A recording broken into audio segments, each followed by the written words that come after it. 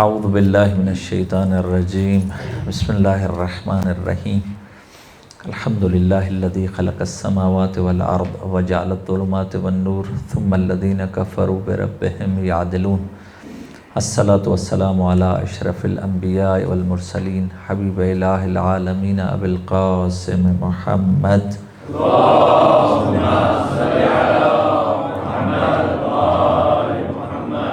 وآلہ الاطیبین الاطہرین سیما بقیت اللہ فی الارضین روح وارواحنا العالمین لتراب مقدمہ الفدا اللہم عجل لولیک الفرج والعافیت والنصر وجعلنا من خیر انصارہ وآوانہ والمستشہدین بین یدیہ اما بعد فقد قال اللہ تبارک و تعالی فی کلامہ المجید بسم اللہ الرحمن الرحیم وَمَثَلُ كَلِمَةٍ خَبِيثَةٍ كَشَجَرَةٍ خَبِيثَةٍ اجْتُثَّتْ مِنْ فَوْقِ الْأَرْضِ مَا لَهَا مِنْ قَرَارٍ درود بھیجے محمد و آل محمد کی ذات اقتصا پر اللہم صلی علی محمد. خداوند تبارک و تعالی اہل خانہ کا یہ بچھایا ہوا فرش عذاب اپنی بارگاہ میں قبول و مقبول فرمائے. خداوند تبارک و تعالیٰ ان کی توفیقات خیر میں اضافہ فرمائے. خداوند تبارک و تعالیٰ ہم سب کو سید الشہداء علیہ السلام کا حقیقی عزادار بننے کی توفیق عطا فرمائے. مجلس کی قبولیت کے لیے ایک دفعہ پھر درود پڑھیے گا محمد و آل محمد کی ذات اقدسہ پر. محمد و آل محمد عجل فرجهم. مجلس کا موضوع آپ کی خدمت میں عرض ہے کہ واقعہ کربلا کے حقیقی پس منظر the real background of Karbala. اس میں جو ابھی تک گفتگو ہوئی آپ کی خدمت میں وہ یہ تھی کہ خلیفہ سوم کے زمانے میں بنو امیہ کو کس طریقے سے اوپر لایا گیا، اقتصادی طور پر بھی، سیاسی طور پر بھی اور دفاعی طور پر بھی. اور پھر خلیفہ سوم کے بعد امیر المومنین کی شہادت کے بعد امیر شام نے جب یہ غصبی حکومت کہیے کہ یہ جب سنبھالی تو پھر اس نے بڑی وسعت کے ساتھ بنو امیہ کو بہت پروموٹ کیا مختلف انداز سے. یہ پچھلی مجالس کا خلاصہ تھا. اب کربلا کے حقیقی پس منظر میں میں آپ کی خدمت میں عرض کروں گا تیسرے مرحلے میں. آج تیسری مجلس ہے اس سلسلے کی. اس میں یہ بتاؤں گا کہ جو ولی عہدی ہے یزید کی وہ امیر شام کے زمانے میں ہی اس کی بنیاد رکھ دی گئی تھی. وہ آپ کو ابو سفیان کا وہ والا قول یاد رہنا چاہیے کہ جب خلیفہ سوم کو یہ حکومت ملی تھی، خلافت ملی تھی، تو ابو سفیان نے وہ جملہ کہا تھا کہ اب یہ بنو امیہ کے پاس ہی رہے، اس کو دوسروں کو نہیں جانے دینی، اس حکومت کو بنو امیہ کے پاس ہی رہنا، ایک دوسرے کو پاس دو. یہ جملہ آپ کے ذہن مبارک میں ہونا چاہیے. اب امیر شام کے زمانے میں آ جائیے امیر المومنین کی شہادت کے بعد، اور پھر امام حسن علیہ السلام کی صلح کے بعد کا زمانہ اب آپ کی خدمت میں ڈسکس کرنے لگا ہوں. واقعہ کچھ اس طرح سے ہے کہ جب صلح امام حسن علیہ السلام ہو گئی، تحمیل کی گئی، جو جمعے کے خطبے میں بھی عرض کیا تھا، اس کے بعد سے امیر شام کا مقصد اور ہدف یہ تھا کہ میں جو میرے باپ نے چیز کہی تھی کہ یہ حکومت اب کسی دوسرے کو نہیں جانے دینی، اب ہمارے گھر میں ہی رہے، اس پر پریکٹیکلی عمل کرنا امیر شام نے شروع کر دیا تھا. جب یہ امیر شام کہوں تو اس کا کیا مطلب ہے؟ معاویہ، آپ کو معلوم. اب امیر شام نے یزید کو اپنے بعد خلیفہ بنانے کے لیے اقدامات شروع کر دیے تھے. شروع سے ہی صلح امام حسن کے تھوڑے عرصے کے بعد سے ہی یہ بات شروع ہو گئی تھی. یزید کے خلیفہ بننے میں 3 بڑی رکاوٹیں تھیں. یزید کے خلیفہ بننے میں پہلی رکاوٹ یہ تھی کہ یزید کی شخصیت سب پر واضح تھی. سب کو پتہ تھا کہ یہ شرابی ہے، زانی ہے، فاسق ہے، فاجر ہے، بندروں سے کھیلتا ہے، کتوں سے کھیلتا ہے، اور اس کی اور جو رذائل اخلاقی تھے وہ سب لوگوں پر عیاں تھے، صحابہ رسول پر بھی اور تابعین پر بھی یہ بات واضح تھی۔ سب سے بڑی رکاوٹ یزید کی اپنی شخصیت تھی کہ جس کی وجہ سے وہ لوگوں کے درمیان خلیفہ بننے کے قابل نہیں تھا، پہلی رکاوٹ۔ دوسری رکاوٹ صلح امام حسن علیہ السلام کا وہ ٹیکسٹ تھا اور وہ قرارداد تھی جو امام اور معاویہ کے درمیان میں لکھی گئی تھی۔ اس میں یہ ایک شک تھی، آپ کو یاد ہوگا کہ کہا گیا تھا کہ امیر شام اگر اس کو کچھ ہوتا ہے تو اس کے بعد دوبارہ یہ امام حسن علیہ السلام کو ملے گی حکومت، اور اگر خدا نخواستہ امام حسن علیہ السلام کو کچھ ہوتا ہے تو امام حسین کو یہ حکومت ملے گی، اور امیر شام اپنے بعد کسی کو بھی جانشین مقرر نہیں کرے گا۔ یہ اس قرارداد کا متن ہے، ٹیکسٹ ہے۔ بس یہ جو قرارداد اور ایگریمنٹ تھا یہ دوسری بڑی رکاوٹ تھی کہ یزید خلیفہ نہیں بن سکتا تھا، یہ دوسری بڑی رکاوٹ۔ تیسری بڑی رکاوٹ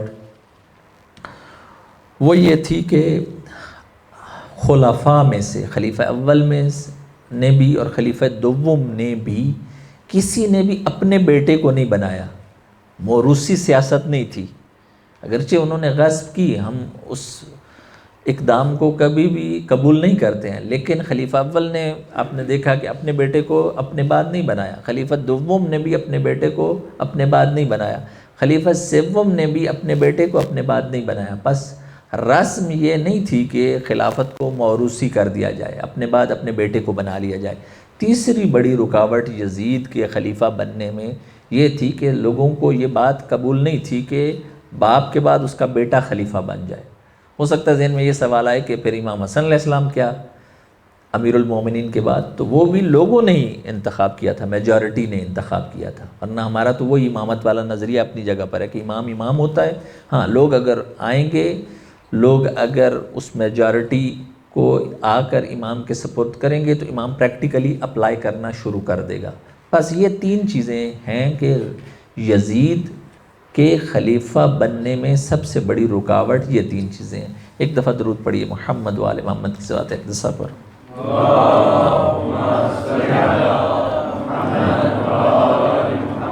مجھے رپیٹ نہ کرنا پڑے کیونکہ بہت سی باتیں کرنی ہیں آج کی مجلس میں، اور پھر کل بھی اگر خدا تبارک و تعالیٰ نے توفیق دی تاکہ ہم عشرہ زینبیہ سے پہلے یہ بحث ختم کر سکیں، تاکہ عشرہ زینبیہ میں آپ صحیح طریقے سے قیام امام حسین بے زبان امام حسین سمجھ سکیں اس بات کو۔ اب امیر شام کو یہ جو تین بڑی مشکلیں تھیں کہ معاویہ کے بعد جو یزید ہے وہ نہیں بن سکتا تھا، اس مشکلوں کو، اس رکاوٹوں کو دور کرنے کے لیے چار کام کیے امیر شام نے۔ پہلا کام یہ کیا کہ مختلف جگہوں پر سفر کیا، مکہ اور مدینہ کا سفر کیا، یہ آپ کی خدمت میں عرض کروں گا، تاکہ سفر کر کے جا کے یہ جو رکاوٹ بنی ہوئی ہے یزید کو خلیفہ بنانے میں، اس رکاوٹ کو میں دور کروں۔ پہلی چیز یہ۔ دوسری چیز یہ کہ امیر شام نے لیٹر لکھے مختلف جگہوں پر، تاکہ لیٹر لکھ کر لوگوں کو قائل کر سکوں کہ میرے بعد خلیفہ یزید ہوگا۔ تیسری چیز، امیر شام نے پیسے دیے مختلف لوگوں کو، پیسے دے کر یہ قائل کرنے کی کوشش کی کہ میرے بعد میرا بیٹا یزید خلیفہ ہوگا۔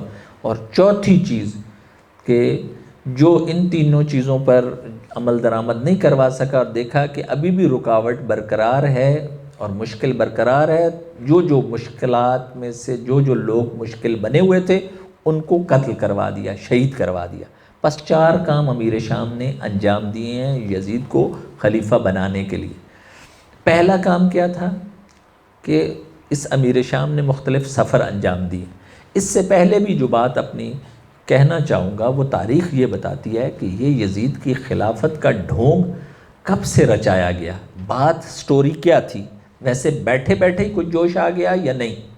تو یہ میں اشارہ کر چکا ہوں کہ ان لوگوں کی فیملی پلاننگ تو ابو سفیان کے زمانے سے ہی تھی، لیکن یہ جو چنگاری جو دبی ہوئی تھی اس کو بھڑکانے والا کون تھا، یہ تاریخ یہ بتاتی ہے کہ مغیرہ ابن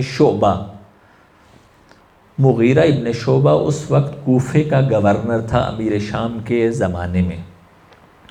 مغیرہ ابن شعبہ کو پتہ چل گیا، یہ بنو امیہ میں سے نہیں تھا، اس کو پتہ چل گیا کہ اب امیر شام جو ہے یہ مجھے ہٹانے والا ہے۔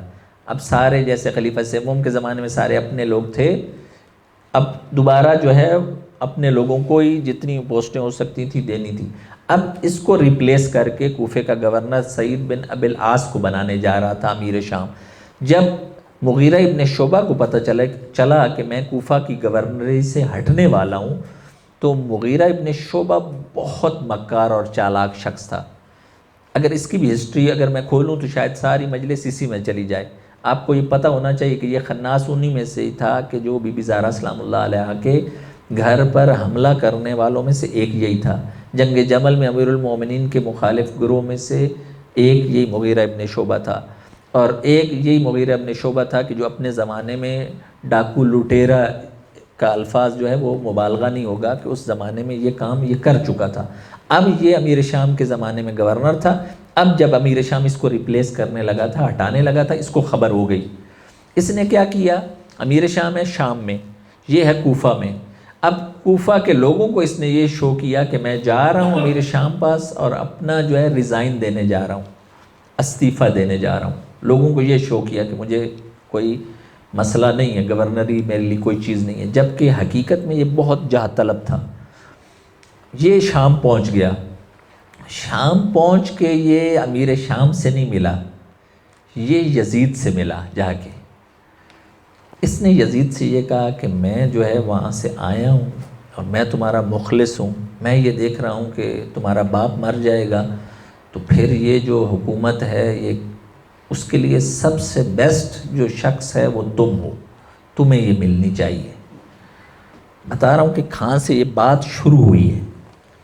مغیرہ ابن شعبہ سے یہ بات شروع ہوئی جو تاریخ بتاتی ہے، قدیمی ترین تاریخ یہی بتاتی ہے کہ مغیرہ ابن شعبہ نے آ کر یزید کو یہ بات اس کے کان میں ڈالی، تو یزید نے کہا کہ آیا میں باقین بن جاؤں گا؟ تو اس نے کہا کہ ہم جیسے خادم ہیں آپ کے، آپ کو فکر کی ضرورت ہی نہیں ہے، آپ بس تیار ہوں، ہم دیکھتے ہیں کہ آپ امت اسلامی کے لیے بیسٹ آپشن آپ ہیں۔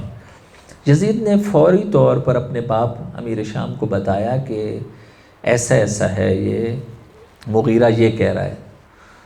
پھر امیر شام نے مغیرہ کو بلوایا اپنے پاس، اور مغیرہ نے کہا کہ میں آپ کا مخلص ہوں، میں یہ سمجھتا ہوں کہ آپ اگر جائیں گے اس دنیا سے تو آپ کے بعد یہ ہونا چاہیے۔ امیر شام بھی بہت زیرک تھا، اس کو پتہ چل گیا کہ یہ اب میں اس کو ہٹانے جا رہا تھا اور یہ آیا ہے اور نمبر بنا رہا ہے، لیکن اس کو پتہ تھا کہ اس کا نفوذ ہے۔ تو اس نے کہا ٹھیک ہے، تم میرے لیے کیا کر سکتے ہو؟ اس مغیرہ نے کہا کہ آپ جو کہیں گے آپ کے لیے جان بھی حاضر ہے۔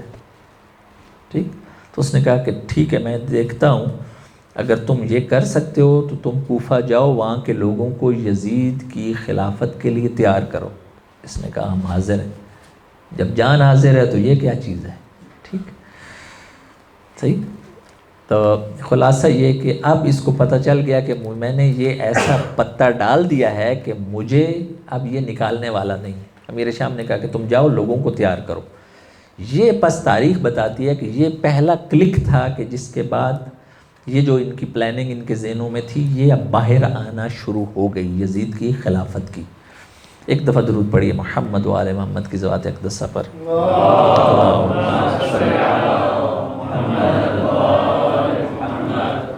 اب اس پلان کو پریکٹیکل کرنے کے لیے امیر شام نے مختلف جگہوں پر مختلف سفر کرنا شروع کیے۔ سب سے پہلی رکاوٹ جو تھی اس کو پتہ تھا کہ جو خلافت کے دعوے دار ہیں وہ کوفہ میں نہیں بیٹھے ہیں، وہ مدینہ میں بیٹھے ہیں، جو بڑی شخصیتیں ہیں وہ مدینہ میں بیٹھی ہیں۔ صحیح، یہ شام سے اٹھا، اس کے 2 سفر تاریخ میں ملتے ہیں مدینہ کے، امیر شام کے، یہ مدینہ میں آ گیا۔ مدینہ میں آ کر جو بڑے 4 لوگ تھے اس نے بلوائے اپنے پاس، میٹنگ کی۔ کس نے؟ امیر شام نے۔ کس کس کو بلوایا؟ 4 بڑوں کو بلوایا۔ اس کو پتہ تھا کہ یہ 4 بڑے خلافت کے دعویٰ دار ہیں۔ سب سے پہلے عبداللہ ابن عباس، اس کے بعد عبداللہ ابن جعفر طیار، بی بی زینب سلام اللہ علیہ کے شوہر، تیسرا عبداللہ ابن عمر، چوتھا عبداللہ ابن زبیر۔ امام حسن اور امام حسین علیہ السلام، امام حسن بھی اس وقت زندہ تھے، اس کا مطلب یہ 50 ہجری سے پہلے کی بات ہے۔ لیکن امام حسن اور امام حسین علیہ السلام کو اس نے نہیں بلوایا، ان 4 کو بلوایا اور ان 4 کے ساتھ علیحدہ میٹنگ کی امیر شام نے۔ وہ میٹنگ تاریخ نے ثبت کی ہے، لکھا ہے۔ وہ یہ یہاں تک لکھا ہے کہ امیر شام نے ان کو جس جگہ پر بٹھایا اور باہر سیکیورٹی والوں کو منع کر دیا کہ کوئی اندر نہ آئے، ان کے ساتھ میں ایک خاص بات کر رہا ہوں۔ اب امیر شام نے بات کرنا شروع کی ان 4 سے۔ ان کو کہا جاتا ہے، یہ سب عبداللہ ہیں، 4 عبداللہ، ان کو کہا جاتا ہے عبادلہ اربع، بھائی 4 عبداللہ ابن عمر، عبداللہ ابن زبیر، عبداللہ ابن جعفر طیار اور عبداللہ ابن عباس۔ یہ 4 بڑی شخصیتیں۔ پھر ان کا مزاج جو ہے کیا ہے، ہر ایک کا، اس کو انشاءاللہ عشر زینبیہ میں کھولوں گا، ہر ایک کا امام کی تحریک میں کیا کردار ہے، کربلا میں کیا کردار ہے، اس کو انشاءاللہ اس ٹائم کھولوں گا۔ ابھی یہ بتانے جا رہا ہوں کہ امیر شام 50 ہجری سے پہلے مدینہ آیا ہے اور ان 4 کے ساتھ میٹنگ کی ہے۔ 4 کے ساتھ میٹنگ کا خلاصہ کیا ہے اور ان 4 کا جواب کیا ہے، وہ آپ کی خدمت میں عرض کرتا ہوں۔ آپ درود پڑھیے محمد و آل محمد کی ذات اقتصا پر۔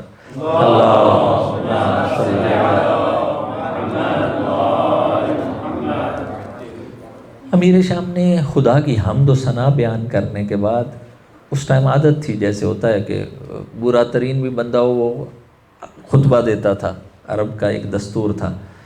دینے کے بعد یہ کہا کہ میں بوڑھا ہو چکا ہوں، میں دیکھ رہا ہوں کہ میں اب شاید بہت زیادہ زندہ نہ رہوں، میں دیکھ رہا ہوں کہ ایسا نہ ہو کہ میں چلا جاؤں اس دنیا سے، میری موت ہو جائے تو پیچھے امت جو ہے اس میں لڑائیاں شروع ہو جائیں۔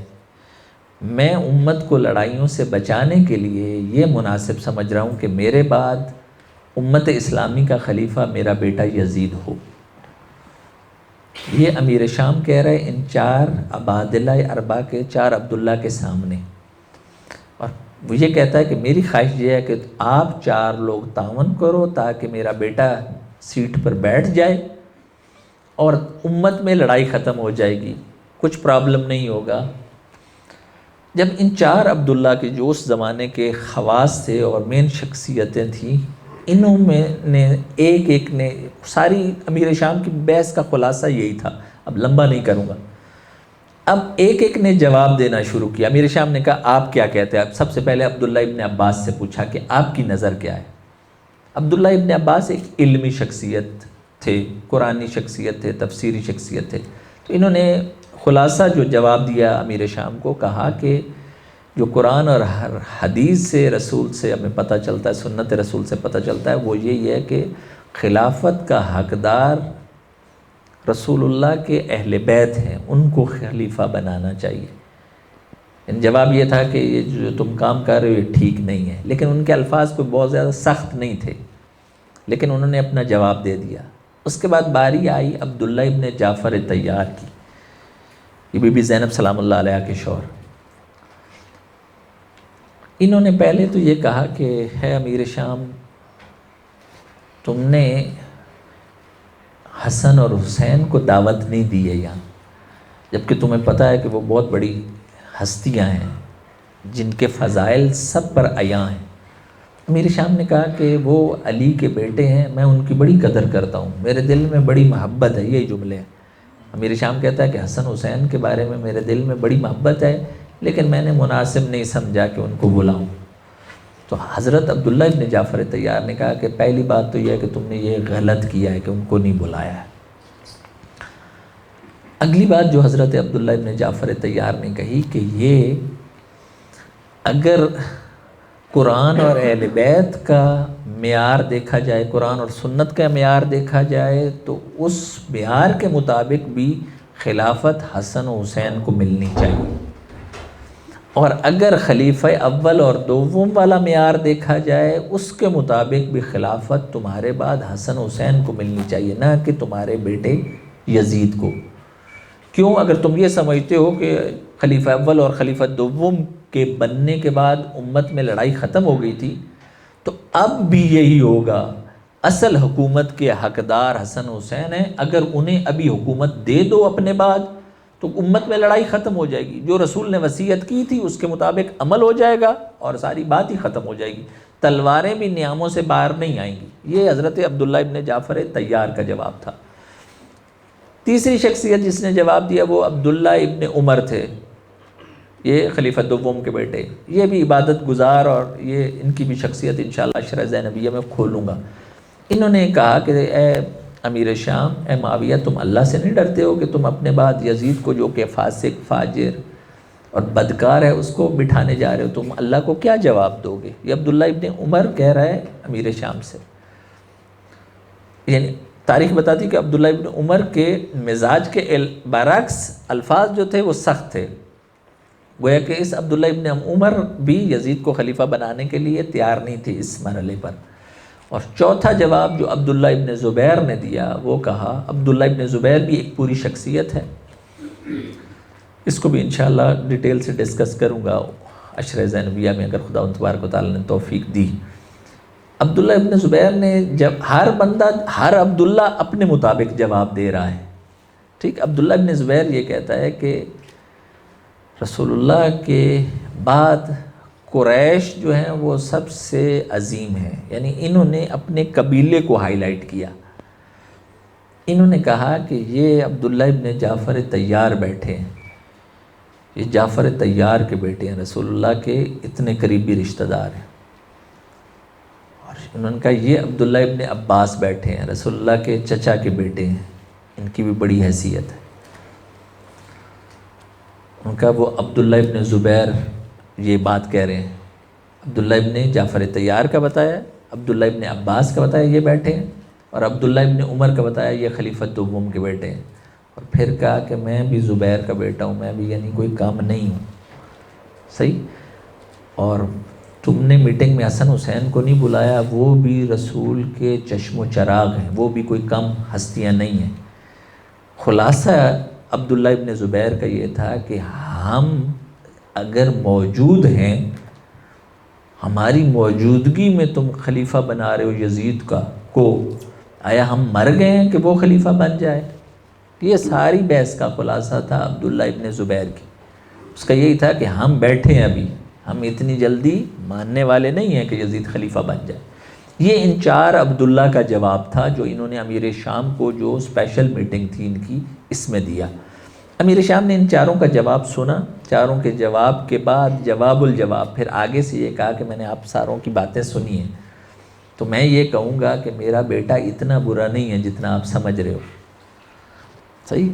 پھر یہ کہا کہ اگر تم لوگ مجھے رسول کی رشتہ داری جتا رہے ہو کہ رسول کے رشتہ دار زیادہ حقدار ہیں، یہ امیر شام ان کو کہتا ہے، تو پھر یہ مجھے بتاؤ کہ خلیفہ اول اور دوم رسول کے کون سے رشتہ دار تھے؟ ان کو بھی تو حکومت مل گئی تھی، میرے بیٹے کو کیوں نہیں مل سکتی؟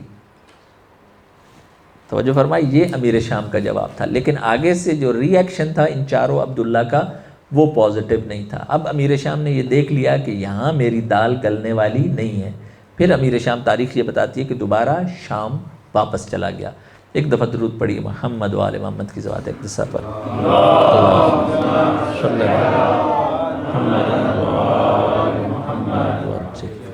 شام واپس جانے کے بعد امیر شام نے جو کام کیا وہ یہ تھا کہ اس کو پتہ چل گیا کہ مدینے میں جو خلافت کے حق دعویٰ دار ہیں اور اصلی حقدار ہیں، یہ اس بات کو قبول کرنے کے لیے تیار نہیں ہیں۔ اس نے ایک اور گیم چلی، وہ گیم یہ تھی کہ مختلف شہروں سے، کوفہ سے، بصرہ سے، مکہ سے، مدینہ سے، مصر سے، مختلف اپنے خاص خاص افراد کو بلا لیا شام کہ آ جاؤ، جو ہم کہتے ہیں نا اپنی زبان میں جو چمچے ہوتے ہیں، صحیح، ان ساروں کو بلا لیا اپنے پاس، اور بلا کے پہلے سے کچھ لوگوں کو سکھایا ہوا تھا کہ میں ساروں کو بلا رہا ہوں اور میں بات شروع کروں گا کہ میرے بعد یہ میں سارا گراؤنڈ فراہم کروں گا پبلک اوپینین کو حاصل کرنے کے لیے کہ میرے بعد یزید خلیفہ ہو۔ تو لوگوں کو، چند لوگوں کو سکھایا ہوا تھا کہ جیسے ہی میں بات شروع کروں تو سٹیج میرے سے لے لینا، کہنا کہ ہم بات کرتے ہیں۔ ایسا ہی ہوا، یہ سارا پری پلانڈ جو شیڈیول تھا شام میں یہ ہوا۔ امیر شام نے مختلف جگہوں سے مختلف لوگ بلا کر ساروں کی میٹنگ کی، اب اس خلافت کو اوپن کرنا چاہ، اور جیسے ہی امیر شام نے شروع کی تقریر، ایک کو سکھایا ہوا تھا کہ جیسے یزید کا نام لیا وہ اٹھ کھڑا ہوا، اس نے کہا کہ آپ مجھے موقع دیں، میں کچھ کہنا چاہوں گا۔ تو امیر شام نے کہا ہے آپ کہیں کچھ. تو اس نے کہا کہ میں یہ سمجھتا ہوں کہ آپ کے بعد بیسٹ بندہ جو خلافت اسلامی کے لیے ہے وہ آپ کا بیٹا یزید ہے. پھر نیچے سے اوروں کو بھی سکھایا ہوا تھا کہ جیسے یہ کہے ایک کوفے والا اٹھ کھڑا ہو وہ تائید کرے کہ یہ بالکل ٹھیک ہے، ہم ساری جو کوفے کے ہوئے ہیں وہ تائید کریں گے. بصرے والوں کو بھی پہلے سے بتا ہوا تھا کہ تم بھی اٹھ کھڑے ہونا، تم بھی یہی تائید میں جملے کہنا. اب ساروں نے یہ کام کرنا شروع کر دیا. میٹنگ ہوتی ہے نا، کچھ لوگ ہوتے ہیں پہلے سے پلان کر کے جاتے ہیں کہ تم بھی یہ کہنا، تم بھی یہ کہنا، یہ کہنا، یہ کہنا. صحیح، یہ بھی ایک ٹائپ کی خیانت ہوتی ہے. پازیٹیو ہو وہ اپنی جگہ پر ہے، لیکن پہلے سے جو لوگوں کو ذہنی طور پر تیار کر کے اور خاص طور پر نیگیٹو تیار کرنا ہو، یہ بھی سیرہ امیر شام ہے، نہ سیرہ علی علیہ السلام، نہ سیرہ حسنی، نہ سیرہ حسینی. یہ نہیں ہوتا کہ پہلے بنا لیا، ایک سوچ بنا لی، پھر میٹنگ میں آ کے اس کا ذہن بنایا. صحیح، یہ اخلاص نہیں ہوتا. ایک دفعہ پھر درود پڑھیے محمد وآل محمد کی زبان ایک دفعہ پر اللہم صلی اللہ. بس یہ جو شام میں میٹنگ کی اس امیر شام نے اور یہ ڈسکلوز کیا، اور لوگوں کی اوپینین بھی مختلف شہروں سے بنائی گئی، اور لوگوں کو بھی کہا گیا کہ اپنے اپنے شہروں میں جاؤ اور لوگوں کو تیار کرو. فنڈنگ بھی خوب دی. اس فنڈنگ کو انشاءاللہ بعد میں ڈسکس کروں گا. اور اگلا کام جو کیا وہ اس نے یہ دیکھا کہ اس سے پہلے ایک واقعہ تاریخ میں ملتا ہے کہ شام میں ہی، یہ سنیے گا یہ آخری نقطہ ہے، بس آج مجلس میں یہ آخری نقطہ کہہ کے بات ختم کروں گا. شام میں ہی اپنے لوگوں سے یہ پوچھا کہ آیا اس واقعے سے، اس جو پبلک میٹنگ سے پہلے یہ واقعہ لکھا ہے تاریخ نے، یہ پوچھا کہ آیا بتاؤ کہ تمہیں میرے بعد کون، اس ٹائم یزید کو ڈسکلوز نہیں کیا تھا، کسی کو نہیں بتایا تھا. لوگوں سے یہ پوچھا کہ تمہیں میرے بعد کون بندہ مناسب لگتا ہے خلافت کے لیے. شام والوں سے پوچھا امیر شام نے. تو لوگوں نے یہ کہا کہ ہمیں آپ کے بعد عبد الرحمن ابن خالد ابن ولید، خالد ابن ولید کا بیٹا جو ہے یہ خلافت کے لیے مناسب لگتا ہے. کیونکہ شام کے لوگوں کو نہ اہل بیت کا تعارف تھا، نہ مدینہ کے دوسرے جو یہ 4 عبداللہ ان کا کوئی بہت زیادہ تعارف نہیں تھا. ان کو شام میں ہی یہ خالد ابن ولید کا جو بیٹا ہے عبد الرحمن ابن خالد ابن ولید، اس کی ایک حیثیت تھی. اب امیر شام نے کان اٹھائے. اس کو پہلے آئیڈیا نہیں تھا کہ لوگ جو ہے میرے بعد میرے بیٹے کی بجائے خالد ابن ولید کے بیٹے کی طرف توجہ کر رہے ہیں. تاریخ یہ بتاتی ہے کہ جیسے اس کو پتہ چلا کہ لوگوں کا ذہن تو یہ بن رہا ہے، اس نے فوری طور پر ان کو زہر دلوائی، بیمار کر کے اپنے طبیب کے ذریعے اس کا صفایا کر دیا. کس کا؟ خالد ابن ولید کے بیٹے کا. یہ یاد رکھیے. اگر ایک لسٹ بنائی جائے کہ امیر شام نے کتنے لوگوں کو قتل کروایا ہے تو وہ پوری ایک لسٹ ہے. بس یزید کو خلیفہ بنانے کے لیے کتنے لوگوں کو سائٹ پر کیا ہے، کسی کو بیماری کا نام دے کر.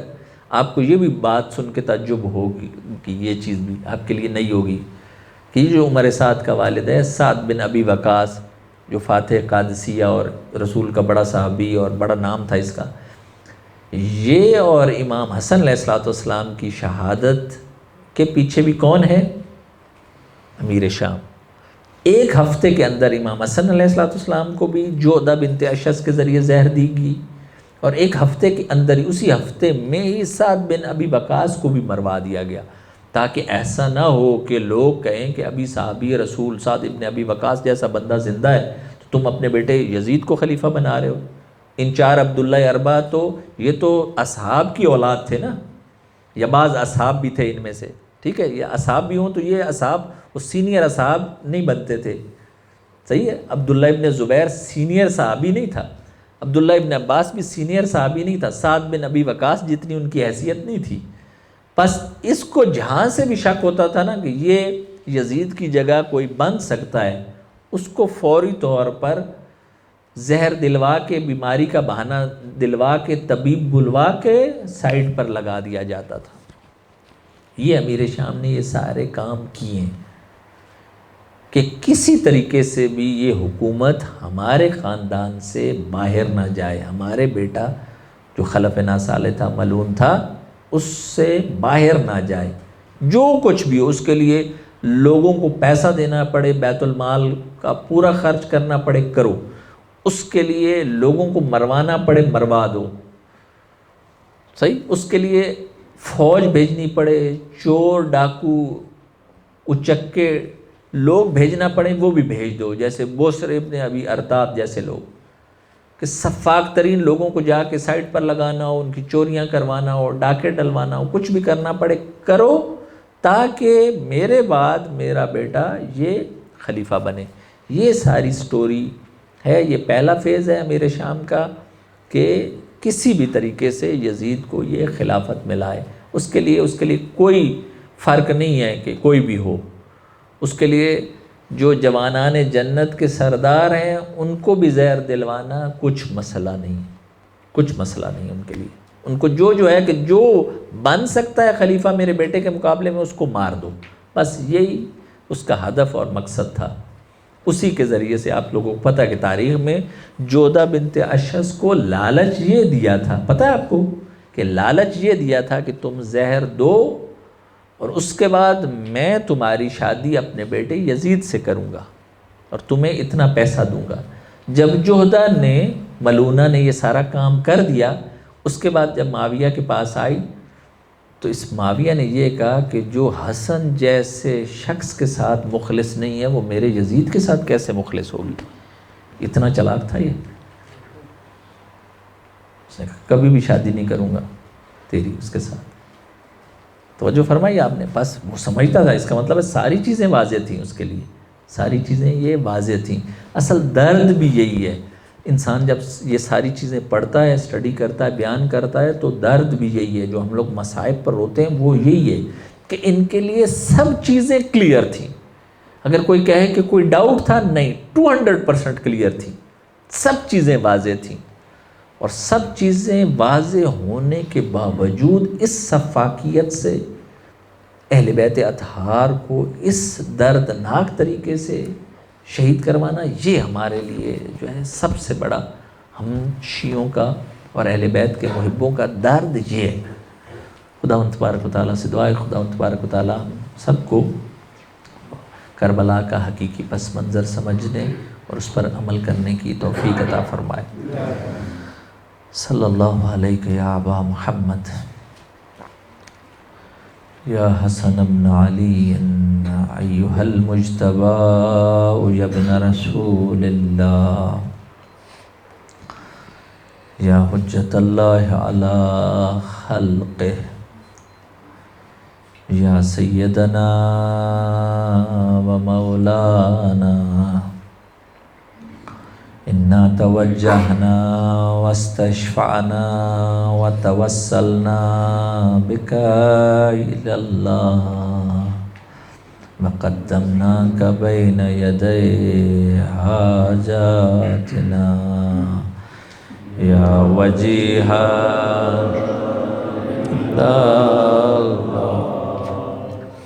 اشفع لنا عند اللہ یا وجیہا عند اللہ اشفع لنا عند اللہ یا وجیہا عند اللہ اشفع لنا عند اللہ۔ اس طرح آپ محرم میں گریہ کرتے ہیں، سفر میں بھی، اور خاص طور پر امام حسن علیہ السلام کی شہادت کی مجالس میں بھی کوشش کیا کریں کہ اسی طرح کیفیت بنائیں، اسی طرح گریہ کریں، کیونکہ سرور کائنات کا یہ فرمان ہے کہ جو میرے بیٹے حسن کے غم میں آنسو بہائے گا وہ محشر میں کبھی بھی اندھا معشور نہیں ہوگا، جو میرے بیٹے حسن کے غم میں آنسو بہائے گا اس کے پاؤں پلے صراط سے بھی کبھی نہیں لڑکھڑائیں گے۔ میں اور آپ مولا حسین پر آنسو بہاتے ہیں، اور مولا حسین وہ تھے جو اپنے بھائی حسن پر آنسو بہایا کرتے تھے۔ حسن کی مظلومیت کو یاد کر کے مولا حسین گریا کرتے تھے۔ حسن مجتبیٰ کریم اہل بیت، کریم کے مقابلے میں جو لفظ ہے وہ لئیم ہے، لئیم یعنی پست۔ خود کریم تھے اور جو دشمن تھا وہ واقعاً پست تھا، حقیقتاً پست تھا۔ شاید یہ کہوں تو یہ بھی مبالغہ نہیں ہوگا کہ اپنے ساتھی بھی لئیم تھے۔ اگر مقایسہ کیا جائے امام حسین کے اصحاب کا امام حسن کے اصحاب سے، تو آپ کو یہ بات سمجھ میں آ جائے گی کہ واقعاً کتنے ساتھی امام حسن کے بے وفا تھے، کتنے یہ پست تھے۔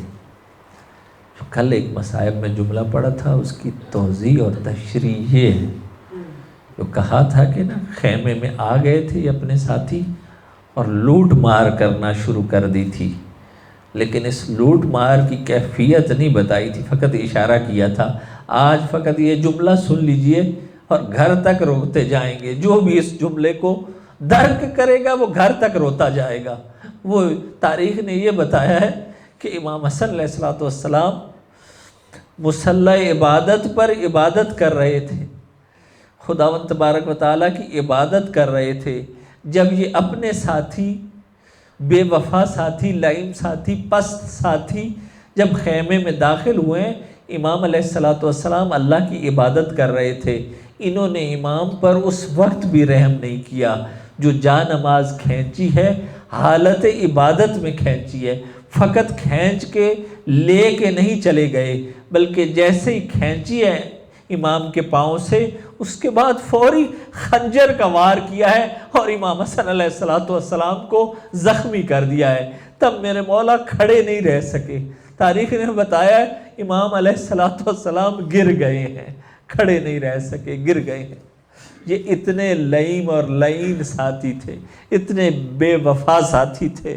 اب تصور کیجئے، ایک طرف امام حسین علیہ السلام کے ساتھی ہیں اور ایک طرف امام حسن کے یہ ساتھی ہیں۔ آپ نے ایک چیز سنی بھی ہے لیکن اس کی وجہ آپ کو پتہ نہیں ہے۔ علماء پڑھتے ہیں کہ شب عاشور جب بی بی زینب سلام اللہ علیہا نے اپنے بھیا حسین سے یہ بات کہی تھی کہ اے بھیا، آیا آپ نے اپنے اصحاب کا امتحان کر لیا ہے؟ آیا انہیں آزما لیا ہے؟ آیا انہیں آزما لیا ہے؟ آپ کو پتہ ہے کہ امام علیہ السلام نے کیا جواب دیا تھا؟ اس کی وجہ پتہ ہے کہ زینب کبریٰ کے ذہن میں یہ بات کیوں آئی تھی؟ علماء کہتے ہیں اس لیے آئی تھی کہ حسن کے اصحاب نے جس طرح حسن کو چھوڑ دیا تھا، ایسا نہ ہو کل عاشور کا دن آئے اور حسین کے اصحاب بھی حسین کو اس طرح چھوڑ دیں۔ اسی لیے جب اصحاب نے یہ جملے سنے، سب صحابہ، حسین کے سب صحابی، حبیب ابن مظاہر، مسلم ابن اوسجہ، بریر، خزیر، سب اکٹھے ہوئے اور بی بی زینب کے خیمے کے باہر آ کر سب نے سلام کیا، کہا اے علی کی بیٹی، اے زہرا کی بیٹی، جو امتحان لینا ہے لے لیجئے، لیکن اگر ہمارے 1000 دفعہ بھی ہمیں قربان ہونا پڑا، ہم حسین کے لیے 1000 دفعہ بھی قربان ہو جائیں گے۔ ہم حسن کے اصحاب کی طرح بے وفائی نہیں کریں گے، ہم حسن کے اصحاب کی طرح بے وفائی نہیں کریں گے۔ اجرکم اللہ، اجرکم اللہ۔ عزادارو، آپ کو معلوم ہے کہ حسین کے اصحاب میں سے ایک صحابی فرزند حسن مجتبیٰ بھی ہیں، فرزند حسن مجتبیٰ بھی ہیں، قاسم ابن حسن ہیں۔ 13 سال کا سن ہے جب شب عاشور مولا نے اپنے اصحاب کو اکٹھا کیا، اب ایک ایک کو ان کا درجہ دکھانا شروع کیا، ایک ایک کو شہادت کے لیے تیار کیا، ایک ایک کو بتایا کہ کل تم شہید ہو جاؤ گے۔ عزادارو شب عاشور جب اس نوجوان نے یہ محسوس کیا کہ ایسا نہ ہو کہ کل کا دن آ جائے اور شہداء کی لسٹ میں، شہداء کی فہرست میں میرا نام نہ ہو، یہ جوان بےتاب ہوا، یہ نوجوان بےتاب ہوا، اپنے امو کے قریب آ کر کہا کہ اے امو جان، آیا کل کے شہداء میں میرا نام بھی ہے یا نہیں ہے؟ سید الشہداء نے یہ سوال پوچھا کہ اے حسن کی نشانی، اے حسن کی نشانی، آیا یہ بتاؤ کہ موت کو کس طرح پاتے ہو؟ اس نوجوان نے ایک جملہ کہا جو بڑا معرفت والا جملہ تھا، کہا ابو جان الموت اعلی من العسل، میں موت کو شہد سے زیادہ شیرین پاتا ہوں۔ تب میرے آقا نے یہ جواب دیا، اے حسن کی نشانی، اے میرے برادر زادے، اے میرے بھتیجے، تو کیا علی اصغر بھی کل شہید کر دیا جائے گا، تو کیا ششماہ بھی شہید کر دیا جائے گا۔ جب قاسم ابن حسن نے یہ جملے سنے فوراً تصور یہ گیا، ذہن میں یہ تصور آیا کہ آیا یہ ظالم خیموں تک پہنچ جائیں گے؟ اے قاسم کی نشانی، اے حسن کی نشانی، قاسم ابن حسن، آپ نے تو فقط تصور کیا، آپ نے تصور کر کے آپ سے رہا نہ گیا، لیکن میں قربان جاؤں سید سجاد پر، قربان جاؤں سید سجاد پر، کہ امامت کے بعد جب سب سے پہلا حکم پوچھا گیا کہ بیویوں نے کہا آیا ہم خیموں میں جل کے مر جائیں یا باہر بے ردا نکل جائے، تو جواب دیا بے ردا خیموں سے نکل جاؤ۔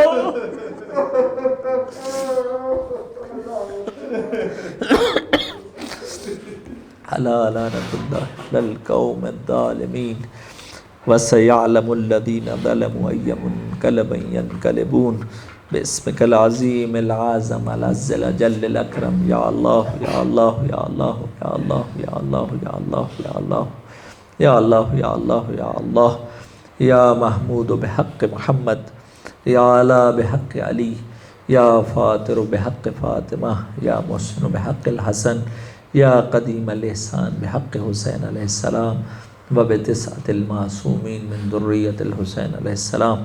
پروردگارہ ہماری اس قلیل سی عبادت کو اپنی بارگاہ میں قبول و مقبول فرما۔ پروردگارہ ہم سب کے گناہان صغیرہ و کبیرہ معاف فرما، ہمارے والدین اور ہمارے اساتذہ کے گناہان صغیرہ و کبیرہ معاف فرما۔ پروردگارہ ہم سب کے مرحومین کی مغفرت فرما، خصوصاً اہل خانہ کے مرحومین کی مغفرت فرما۔ مرحوم غلام شبیر کو پروردگارہ اعلیٰ علیین میں جگہ عطا فرما، انہیں جوار سید الشہداء میں جگہ عطا فرما۔ پروردگارہ اس گھر پر اپنی رحمتیں اور برکتیں نازل فرما، اس گھر سے آفات و بلیات و امراض کو دور فرما۔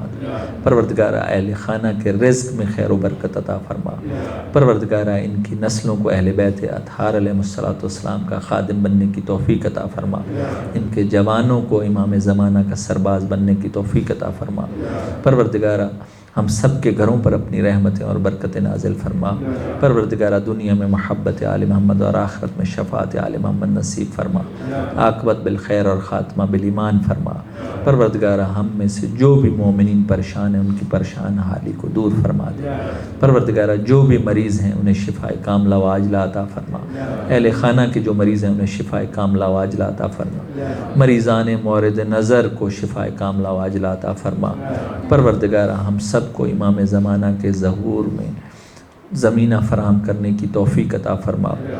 پروردگار عاقبت بالخیر اور خاتمہ بالایمان فرما، اپنی 12ویں حجت کے ظہور میں تعجیل فرما، ہم سب کو ان کے اعوان اور انصار میں سے قرار دے، اور قلب مقدس امام زمان کو ہم سے راضی و خوشنود فرما، حق نبی و علی و فاطمہ والحسن والحسین وبتسعۃ المعصومین من ذریۃ الحسین علیہ السلام۔ اللہم صلی علی محمد وآل محمد وعجل فرجہم۔ 3 دفعہ من یجیب